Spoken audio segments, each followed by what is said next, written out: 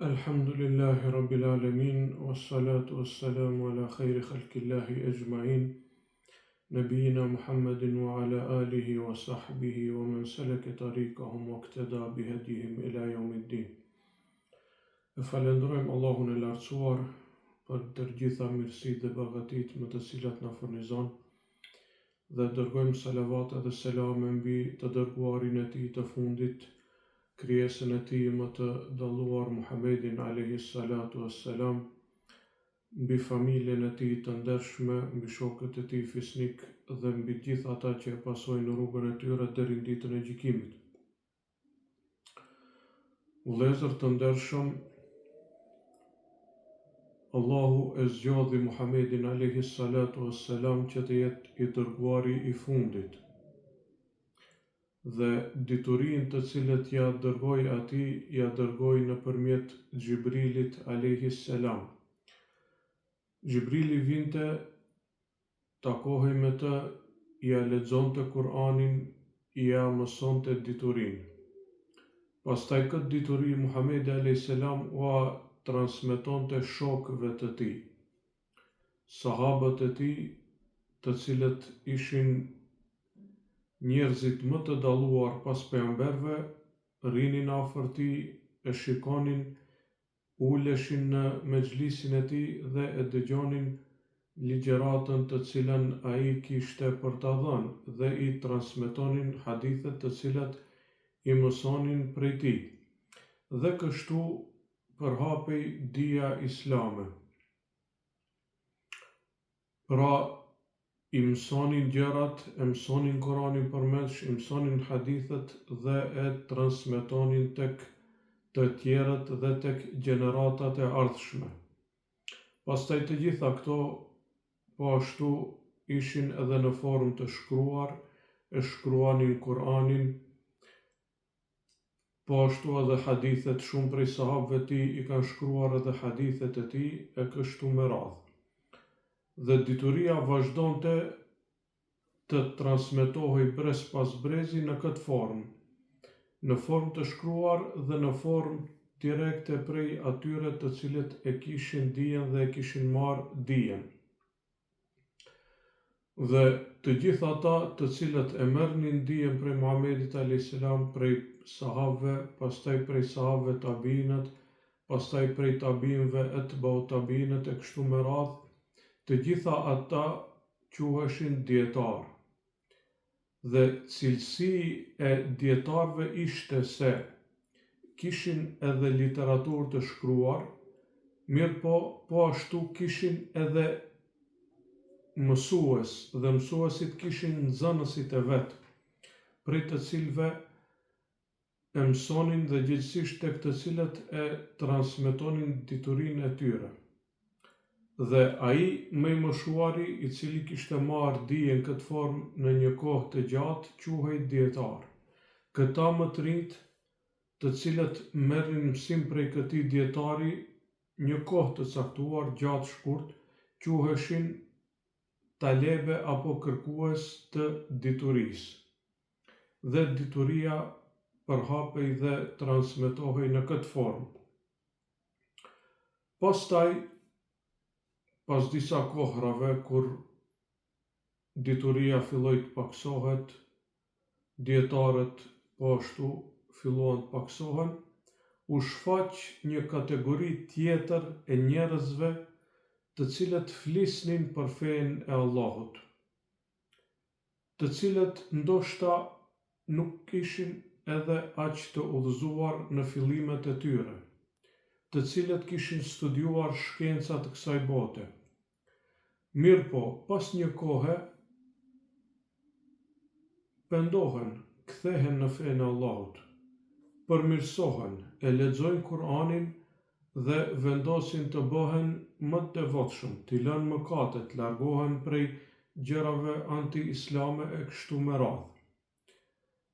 Dhe kur një njeri i tillë që ka qenë intelektual për sferat e tjera të dunjas udhëzohet, padyshim se ai është mësuar të lexojë, të shkruaj, përhap dijen cilën e ka e kështu me radhë.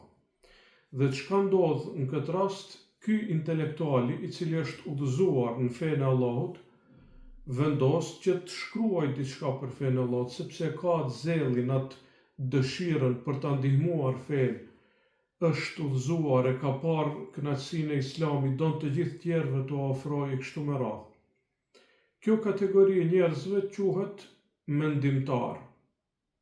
Pra nuk janë dietar, nuk kanë mësuar fenë e Allahut siç e mësojnë dietarët, pra prej moshë të re, duke mësuar njerë Kur'anin fisnik, pastaj hadithet, pastaj shkencat e Islamit, bazat e fesë, rregullat e kështu me radhë.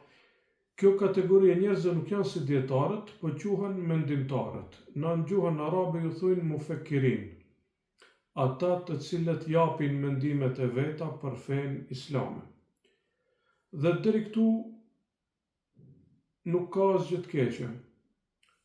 Njeriu ka qenë intelektual, tash është udhëzuar, dëshiron që ta përhap fenë e Allahut me aq sa ka mundësi, deri këtu nuk ka asnjë problem. Mirë po, për fat keq, shumë prej këtyre mendimtarëve, pasi që lexojnë pak më shumë, futen pak më thellë, e marrin guximin që të shkruajnë për fenë e Allahut. Disa prej tyre madje kanë marrë guximin që të bëjnë tefsir librin e Allahut. Ndoshta ka menduar se do ta bëj sipas asaj të vetes në mënyrë thjesht, pse e din gjuhën arabe mirë dhe kjo është e mjaftueshme. Mirë po për fat keq, mendimtarët shumë herë janë futur në linjën e cila u takon dietarëve. E ajo është të flasësh për fenë e Allahut pak më hollësisht, ti tregosh rregullat, dispozitat, të flasësh për rregullat e besimit të ehlus sunetit e kështu me radhë. Për fat keq pra këta mendimtarët pas një kohe janë munduar të shkruajnë, të sqarojnë, të bëjnë thirrje, ta përhapin fenë, mirë po në proces e sipër kanë bërë shumë gabime. Gabime në akide, në besim, kanë dalë prej rrugës gjades të ehlus sunetit, gabime në çështjet e historike, sahabët e kështu me radhë, gabime në komentimin e Kuranit, kanë gabuar, gabime në dispozita fetare, kanë gabuar, janë munduar, që ashtu ju kanë menduar se kanë kuptuar më mirë, dhe kanë gabuar në shumë aspekte, këta që ju themi ne mendimtarët, pra që nuk janë nga dietarët. Andaj është shumë e rëndësishme që muslimani ta bëjë dallimin mes atyre që janë dietarë mirëfillt të ehlus sunetit, kanë mësuar para dietarëve, kanë kryer, pra e kanë pas specializim studimin e shkencave islame, dhe këtyre tjerëve mendimtarëve të cilët janë udhëzuar më vonë, kanë qenë intelektual për shkencat e ndryshme, mirë po nuk i kanë pasur temelet, bazat që i kanë dietarët. Andaj edhe godina, ndërtesa që e kanë ngritur nuk ka qenë stabile dhe si duhet. Dhe për fat të keq, pastaj këta mendimtarët me shkrimet e tyre kanë edukuar gjenerata të muslimanëve që nuk e kuptojnë fenë si duhet, ose janë në një ekstrem, në ekstremin e havarizmit, ekstremizmit në fe, ku të gjithë muslimanët e tjerë ju duken si qafira, shoqëritë islame nuk janë komplet si duhet. Kjo është njëri ekstrem. Ekstremi tjetër, ekstremi i liberalizmit, ku fenë e kanë marrë në mënyrë shumë liberale, pra. Nuk është problem, feja është në zemër, nuk ka lidhje se si duket njeriu, nuk ka lidhje a shkon, a i kryen adhurimet që kryen pra në mënyrë të përbashkët, nuk ka lidhje se si duket femra e kështu me radhë. Pra, kanë shkuar në dy ekstreme të kundërta për fat të keq. Shkaktar?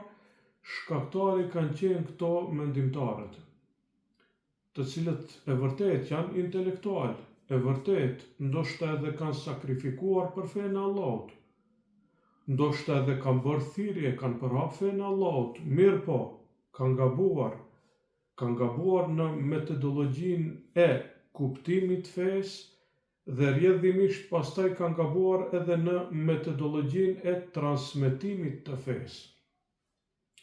Për këtë shkak, çdo dietar ja tërheq vërejtjen. Ja tërheq vërejtjen nxënësit vet kur vjen puna për disa njerëz që kanë shkruar libra. Libra si në hijen e Kur'anit, Shenja në rrugë e kështu me radhë, Islamin mes lindjes perëndimit ose Bibla, Kurani, ajo krahasim me Islami dhe faktet shkencore e kështu me radhë, gjitha këto tekste, dietarët tërheqin vërejtjen, thuajnë, o ju nxënës, këta janë mendimtar, nuk janë dietar. Ndoshta i kanë tekstet e bukura, kanë oratori, mirë po kujdes se nuk janë prej dietarëve. Andaj dispozitat e fesë nuk merren prej tyre. Besimi nuk merret prej tyre, ndoshta ka sakrifikuar, ndoshta e ka përhapur fenë në kohën kur feja ka qenë e nënçmuar, e bërë zullum. Mirë po prap nuk do me thonë se ti duhet ta marrësh fenë prej tij. Feja merret prej atij që e ka specializuar fenë, e ka mësuar fenë, është prej dietarëve, është prej nxënësve të dijes. Ummeti e ka pranuar si dietar.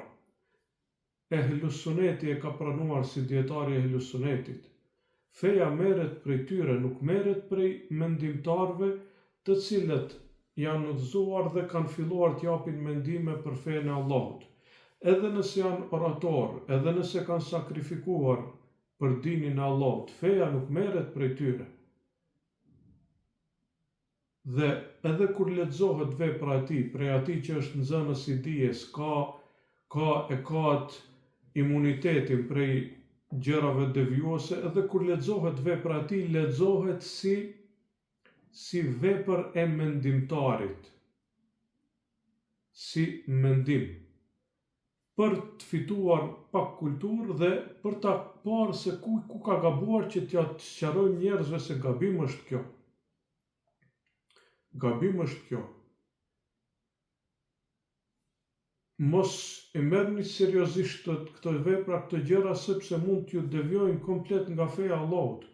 Ndoshta autori Allahu ja ka falë, se aq ka ditur, se ka sakrifikuar, ka bërë vepra të mira. Ndoshta ndonjëri prej tyre edhe ka vdek për hir të Allahut. Ndoshta ndonjëri prej tyre edhe është burgosur për hir të Allahut. Mirë po prapaj nuk është dietar, është mendimtar, vllajtash. Nuk merret dija dhe bazat e dijes prej tij. Andaj kur vjen ndonjë dietar dhe kritikon këtë mendimtarin dhe thot keni kujdes, nuk gabim është krahasohet dietari me mendimtarin.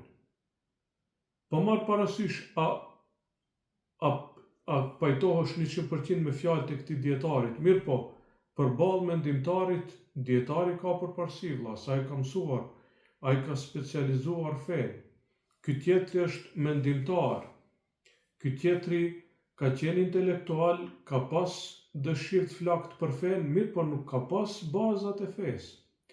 Nuk e ka mësuar fenë prej një shkollë të mesme, për shembull, ose pak më i ri, e pastaj me vite, me dekada, të thellohet, të mundohet, të ulet para dietarëve, të merr, të jep, të pyes. Këto janë gjëra që e bën njerin dietar, mendimtari nuk i ka këto gjëra. Zakonisht ai e ka pas një jetë intelektuale, 3-40 vjet. Ka ardhur me një bagazh nga ajo jetë, është udhëzuar pastaj, mirë po, nuk e ka bagazhin e ilmit, dijes, nuk i ka bazat, temelin e ndërtuar si duhet në mënyrë që t'jep dije stabile, dije pa devijime dhe ndërhyrje të xehlit dhe të shejtanit. Andaj kujdes. Bëje dallimin mes të dietarit dhe mendimtarit. Dhe asesi nuk krahasohen këto dy anë, qëndrimet e dietarëve me qëndrimet e mendimtarëve. Edhe nëse kjo është elokuent, ka sakrifikuar, ka përhapur fenë, mirë po nuk krahasohen. Padyshim se feja merret prej dietarëve, siç kanë thënë shumë prej selefit, inna hadha al-ilm din, fandhuru amman ta'khudhuna dinakum. Kanë thënë kjo dije është fe, andaj keni kujdes prej kujt e merrni fen tuaj. Bëje dallimin mes të dietarit dhe mendimtarit, mes të dietarit dhe poetit, letrarit. Ndoshta ai ka poezi të bukur për islamin, mirë po nuk merret feja prej tij, o vëlla. Edhe kur thot një dietar, edhe pse ti nuk pajtohesh 100% me dietar, kur ti sqaron gabimet e këtij mendimtarit, pranoj gabimet, pranoj se është gabim, mos u bën ekstrem fanatik. Pse i ke lexuar 1-2-3 libra të tij të kanë pëlqyer edhe tash ja ai siç thot ja s'ka. Andaj kujdes. Këta janë mendimtar, nuk janë dietar. Feja nuk merret prej tyre. Kritikat e dietarëve përballë tyre duhet të pranohen. Sepse kjo është fe dhe ne duhet kemi kujdes prej kujt e marrim fen tonë. Me kaq po përfundojmë. Wassalamu alaikum wa rahmatullahi wa barakatuh.